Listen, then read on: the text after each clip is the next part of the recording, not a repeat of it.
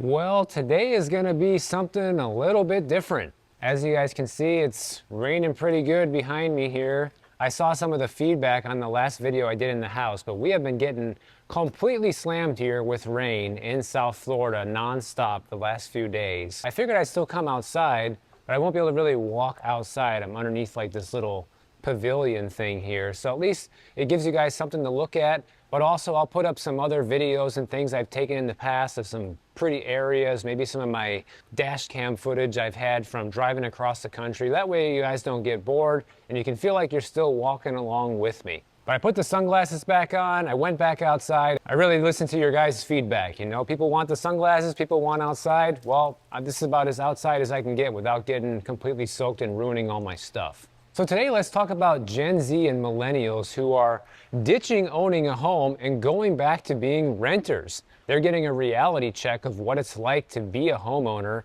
and it's not all that it's cracked up to be, which is something I've been telling people here for quite some time on the channel, but a lot of people just have to learn these lessons the hard way, unfortunately. Let's follow the story of a couple in Houston, Texas, who bought a house in early 2022, back when things were crazy, and they were working remotely, they wanted more space, so they bought a relatively affordable home. They paid $390,000 for their 3-bedroom house with a pool and got a 3.75% mortgage rate. But the hidden cost of owning a home quickly showed up in the sense that they had a $10,000 air conditioning repair bill. Wow, that's a shocker. Who's been telling you about that one? They had a pool leak that cost thousands of dollars to fix. They needed new garage doors. They had plumbing issues after that. And it felt like they were just playing whack-a-mole with the never-ending problems that come with owning a home. This is what I tell people. And you know, you can hate on the condo HOA fees and the townhouse HOA fees and things like that all you want, guys, but at least those HOA fees cover 90% of the stuff that I just told you about. You know, if you have an air conditioner go out, you're still gonna have to pay for that on your own with the condo, but everything else, roof issues, pool issues, garage issues, that's all on the condo, that's all on the building to fix. So definitely a lifestyle choice that people need to think about when they're thinking about buying a home. And remember, all of these expenses came in addition to their $2,600 per month mortgage payment. But it literally seemed like as soon as they moved into the house, it was just one thing after another after another. And I actually had that same experience with a duplex that I bought as an investment property before the pandemic up in West Palm Beach. It was a very good deal, cash flowing deal. The property brought in a lot of money, but it also had a lot of problems, like consistently. Every month, there were things that needed to be fixed. I never lost money on the property, but just the sheer headache and dealing with the never-ending set of problems was enough for me to just say, let's get rid of it. Now, this couple is not broke by any means. They have a very good income. They make about $185,000 a year together, but they're saying they're gonna go back to renting. They don't wanna own this house anymore. They're starting to prefer the flexibility that renting offers and also the hands-off approach where all these problems that they've experienced with owning their house, the landlord would just have to be the one to step in and deal with all of that. And the problem is that everybody says, well, you should buy a home. It's better than renting because at least if you sell it, you're going to get a lot of that money back versus when you're renting, you're not going to get any of that money back. And that is a fair point. However, you do have to take into consideration all of the money that you're spending while you own that home. If you're spending tens of thousands of dollars per year to maintain the property and deal with any of the problems that might come up, you're not really coming out ahead. You're just recovering all the money that you spent as a homeowner when you finally do sell. And then you also have to deal with the hassle and aggravation and the time that goes into making all these repairs, calling the proper people, and getting things done is not that easy. So now that this couple's going back to renting, they're looking forward to putting more money aside each month for things like long-term savings, vacations, dinners out, and also their 11-year-old son's college fund. And they're not interested in buying something else. They said it just feels like the whole housing market is kind of a scam. I love this quote. It feels like the whole housing market is kind of a scam. That may end up being the title of this video because it's true. You know, it is not the American dream that it used to be. I've already gone into, why the American dream might be dead. I covered that in a different video. This isn't about that. What the point I'm trying to convey here is that people who have already been there and done that are starting to turn their back on owning a home. Like even me, for example, before I ever started this YouTube channel, my idea was to become a real estate investor. I wasn't really interested in having a YouTube channel or anything like that. I wanted to be a real estate guy and own rental properties and live off of those rentals. And I was on my way to doing that. You know, we had a couple of rentals and things were going okay, but it was just more work than I ever anticipated it would be, even with the property manager. And now when you fast forward to today and all the problems we saw during the pandemic with the government not allowing people to get evicted and people not paying rents, and you know how much the expenses of owning these properties has gone up, it really has me second guessing whether or not I want to jump back in. I feel like I probably will at some point because the interest is still there, but it's going to have to be when the deals are there again. There are no more deals. It's like, yeah, maybe you can find a cash flowing property, something that makes a few $100 a month, but as soon as there's a repair or an unexpected expense, all of that profit that you thought you were making is gone. So anyways, back to this couple in Houston. They bought the house, remember, for $390,000. Well, they listed it for sale in beginning of May of this year for $429,000. Apparently they got an offer just below asking price. So I don't know if they sold it yet or if they're actually going to sell it. Sometimes deals fall through. But you got to think, these people are not making a profit, okay? They bought for $390 in 2022. They're selling for $429. They say got an offer slightly under. So let's say they got an offer for $420. That's a $30,000 spread. They already put just as much as that into the house with all the repairs that they've had to make. Now they have to pay for selling fees, real estate agent commissions if they're using one, things like that. They're probably going to actually lose a little bit of money on the sale, even though the sale price is higher. Now, this is also the reason why I tell people if you're going to be a homeowner that you might as well be in it for the long run, because buying a home and selling it a few years later is almost never profitable, except for maybe a few years there during the pandemic. Maybe if this couple would have sold the home like a year and a half ago, they probably would have got a much higher price and maybe even had a bidding war on it. But those days are over, especially in Houston. Now, this couple thinks that they're going to be spending more on their future rent, about $2,800 a month versus the $2,600 they were spending on their mortgage payment. But keep in mind, they're spending $200 more per month, but they have all the peace of mind that they're never going to have to pay more than that. They're not going to have any surprise expenses come up, which makes budgeting easier and saving easier. Because when you factor in all of the housing costs that they had when they owned their home, especially the repairs and maintenance, they're actually going to be coming out ahead. And I think just more and more people in the Gen Z and in the millennial generations are starting to wake up to the fact that maybe owning a home is not the American dream that they were promised. Like I talked about in that video where I went over that extensively, the new American dream should be, how can I live my life in a meaningful way that makes me happy and can still make me somewhat wealthy, or at least wealthy for me, wealthy for the life I want to live? How can I make that happen?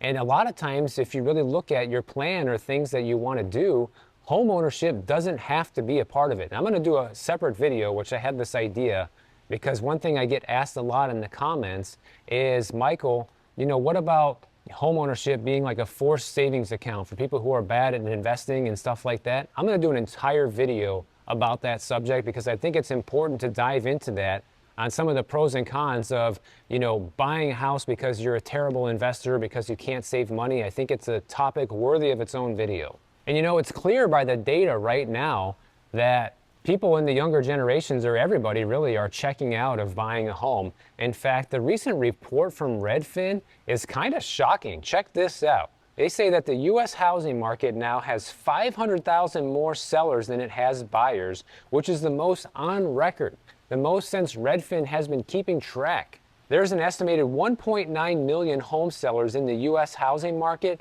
and only an estimated 1.5 million home buyers. In other words, there are 33.7% more sellers than buyers. And just 1 year ago, sellers already outnumbered buyers by 6.5%, but since then it has gone from 6.5% to 33.7%. That is a massive, massive increase in the amount of people just saying no to real estate right now.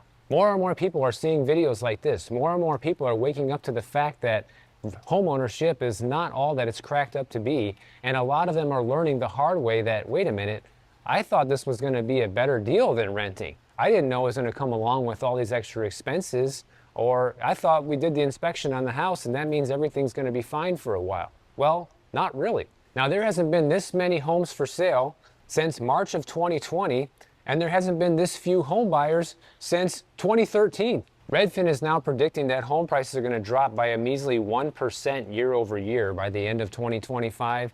That's not huge, guys, but there are many places where prices are coming down much further than that. Like, I already see places here in Florida where since the 2022 peak, prices are down by over 10% in a lot of areas here. So that's huge. You know, if it doubles, to me, that's a crash. If it goes down by 20% from 2022 highs, that's a crash. And here's the crazy thing. We have inventory standards in the real estate industry that say when you have 6 months or more of homes on the market, then that's considered a buyer's market. And technically right now we don't have 6 months of homes on the market when you just look at the pure sales pace. But when you look at how quickly sellers are outnumbering buyers, I would easily call this a buyer's market right now, not a seller's market. Buyers have most of the power right now in most markets across America, and a lot of sellers are still holding out and hoping that their home is the exception and somehow it's going to fetch top dollar. You know, sellers are living in the past and buyers are living in the now. So a lot of sellers out there are going to have to reset their expectations. You know, you should know your market before listing your home for sale. Do your research. See how much homes are selling for in your area. See how long they take to sell. See how much of a price cut those homes need before they actually do sell. And you might be pretty surprised at your findings. According to Redfin, about 44% of home listings in April have been on the market for longer than 60 days, which is the highest amount also since 2020 during the pandemic. And I think it's taking longer than usual this time for sellers to adjust to the new reality of the housing market for a couple of different reasons. One, everybody saw the pandemonium during the pandemic and everybody just offering way over asking price on these properties and just seeing this whole thing play out. And you know, if you haven't really been following the situation, you don't know that that's not the case anymore. But also, there's a lot of misinformation out there on the internet. And you see also small stories saying, oh, look, you know, it's still a red hot housing market in this neighborhood of New York or this part of the Midwest or whatever. Even the area where I'm from, Rockford, Illinois, one of the hottest housing markets in the United States. Like, yeah, great. But prices are still very cheap there, number one. It's still very affordable compared to a lot of areas across the country. So that helps home prices continue to go up. Inventory in those areas is extremely low. And it's also not a very good representation of what's happening nationwide. But you know, people have this tendency to just kind of believe what they want to believe. And if you're a prospective seller right now, you want to believe that the odds are in your favor and you're going to go ahead and give it a go and see what happens and at least try to get your high price before having to come to terms with reality. Basically, if you're a seller right now, time is not on your side. And if you're considering selling, you should be doing it sooner rather than later. But honestly, you already missed the boat unless you are in pockets of the Midwest or the Northeast. And if your home's already on the market and it's been sitting for longer than a month, you need to consider a big price reduction because that's what's going to get it sold. You can try other things, but a price reduction is what it's going to take to get it sold. If you're a buyer right now, it's right now one of the best times to be a home buyer since before the pandemic in terms of the amount of inventory available. Prices are still high, but they are starting to come down in a lot of areas across the country. And also, you got to think about it. If home prices continue to go down and they do drop, but say you get a pay raise, you can somehow find a way to raise your income and lower your debt all simultaneously, well then housing is going to become a whole lot more affordable for you because that's the magic trio that you need right there. Reducing debt, increasing income, and lowering home prices, that's the magic bullet for home buyers right now. You need to find yourself in that situation. And you know, a home that you couldn't afford to buy a year ago might all of a sudden be affordable by the end of 2025. So you need to keep an eye out for what you were really looking for out there, and you may be surprised that you might be able to get something that you wouldn't be able to afford just a year ago. In fact, Miami and West Palm Beach are the strongest buyers markets in the entire country, with 197% more sellers than buyers here, okay? Right now, there's about 21,500 homes for sale in the Miami area and only 7,300 home buyers. So I'll throw this chart up here from Redfin to show you guys, like, these are the best places right now that if you're a home buyer, when it comes to sheer availability and options, it hasn't been better than this in a very long time. You're talking Miami, West Palm, Fort Lauderdale, Austin, Texas, Jacksonville, Florida, Tampa, Florida, Phoenix, Arizona, Las Vegas, Nevada, Orlando, Florida, Nashville, Tennessee. Half of this list is Florida. All the major cities in Florida, it's becoming a better and better time to buy. But better and better doesn't mean the best time, and don't confuse that. Don't let real estate agents tell you that this is the best time to buy, because it's not. If you really watch your markets, what you're going to see right now is you are going to see inventory continue to climb as buyers are boycotting this market and bigger price reductions hit. So I would actually tell everybody right now, unless you find the perfect house, you should just be waiting. Wait it out. And just watch those prices go down, guys, because that's what you're going to see, especially here in Florida. I'm not saying everywhere, but definitely in Florida. And this is actually leading to a situation now where first-time home buyers are feeling more optimistic and feeling ready to buy. And I think that's good. That is a positive thing. I just want to caution you, if you're somebody in that camp, that it's good to feel optimistic and it's good to start seeing the odds turn back in your favor, but that doesn't mean to be reckless. It doesn't mean to not be careful. It doesn't mean to still buy right now when you might be able to get a better deal in the next year or two. Now, life happens. People need to buy no matter what sometimes, and just the right time comes along. But if you're a first-time home buyer, chances are you don't need to buy right now no matter what. You do have time to wait. You waited your whole life, hence you're a first-time home buyer. What's waiting another 6 months to a year or maybe 2 years for an even better opportunity? But according to TD's annual survey, they found out that 74% of prospective home buyers feel optimistic about the current housing market, and nearly 47% are already saving for a down payment. So that's good. And I like to see that people are starting to feel optimistic about it again. And there's lots of reasons to feel that way. Just don't get overzealous. Don't get overexcited. Don't act too quickly is my advice. Like, for example, for me, I'm looking at buying another house here in Florida, but I'm not going to buy one now. You know why? Because prices are coming down. So I'm just going to continue to wait until they come down more. And then maybe in a year or two, I'm going to start throwing out a bunch of lowball offers on houses I like and see what sticks. I don't care if I have to make an offer on 30 different houses to get the one I want, then I will get it. And I'm going to pay significantly less than what I would pay today. Although one thing I would caution these buyers, again, especially first-time home buyers, is 79% of people who answered this survey, which there was only 1,000 people in this survey, so might not be too realistic, but 79% say that they believe their personal financial situation is stable, and that 85% say that homeownership is important to them. So yeah, well, go back to listen to the first half of this video. That's all I got to say about that. But about 64% say they are concerned with their ability to afford a home in today's market due to the prices and rates. And 62% say they're worried about being able to afford other expenses on top of purchasing a home, given inflation. That should be the biggest concern on everybody's mind right now, especially a first-time home buyer.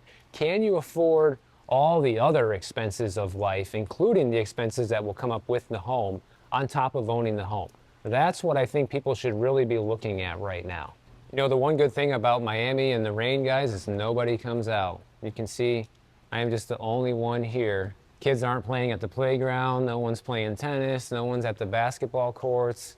Just me and the FedEx guy. It's pretty empty. And for anybody who doesn't like this style of video or the indoor videos, worry not, because I'll be in California in about a week from now. And every day right now is showing nothing but sunshine over there. And it's like last year when I was there, it rained like maybe 2 or 3 times the entire summer. And 2 out of those 3 times is at nighttime. So yeah, you're not gonna have to suffer through any of these type of videos much longer.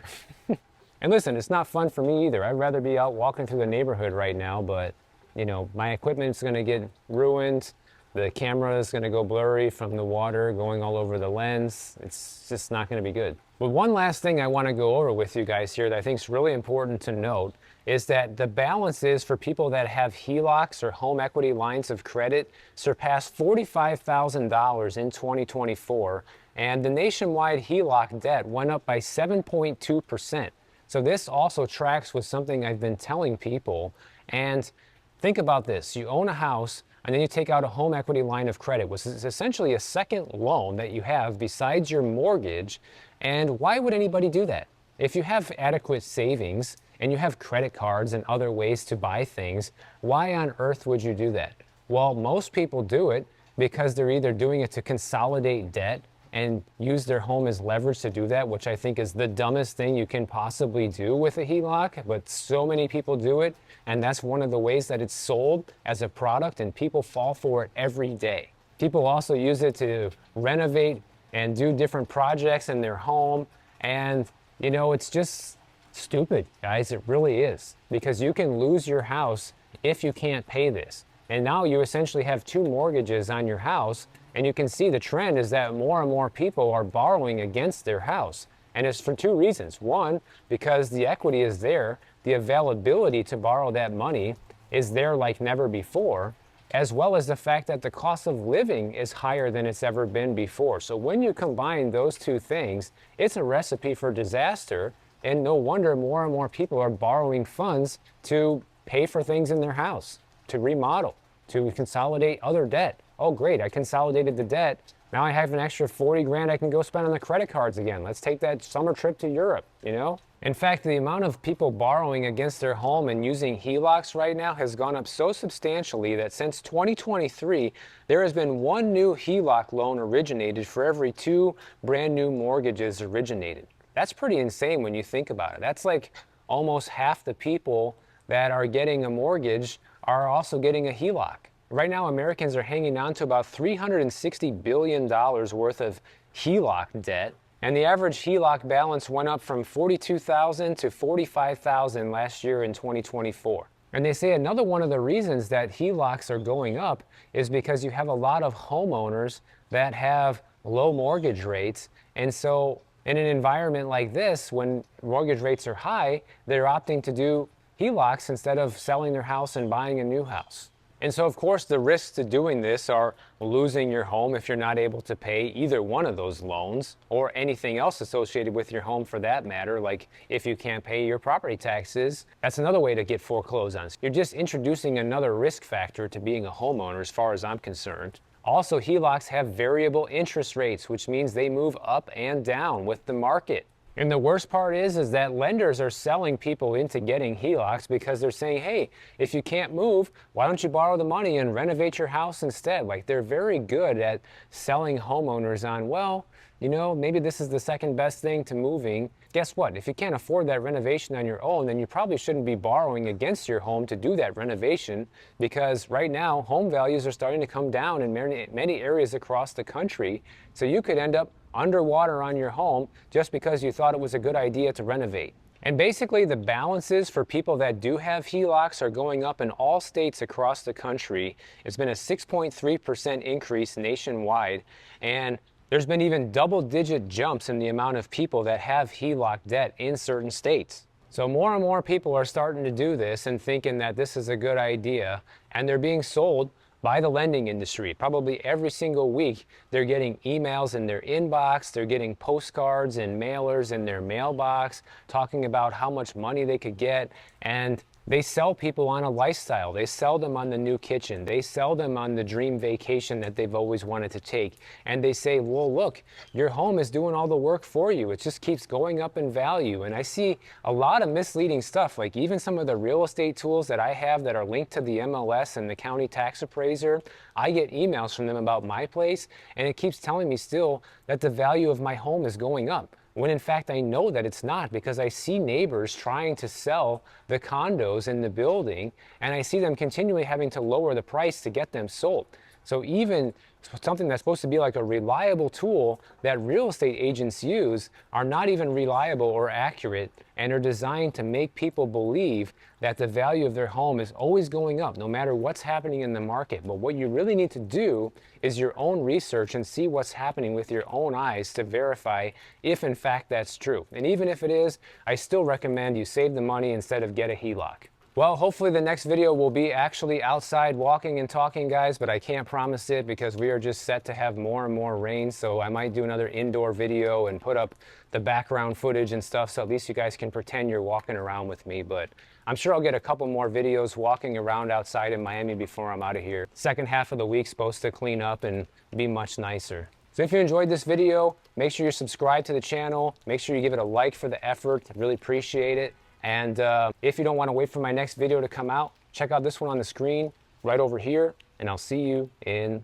the next one.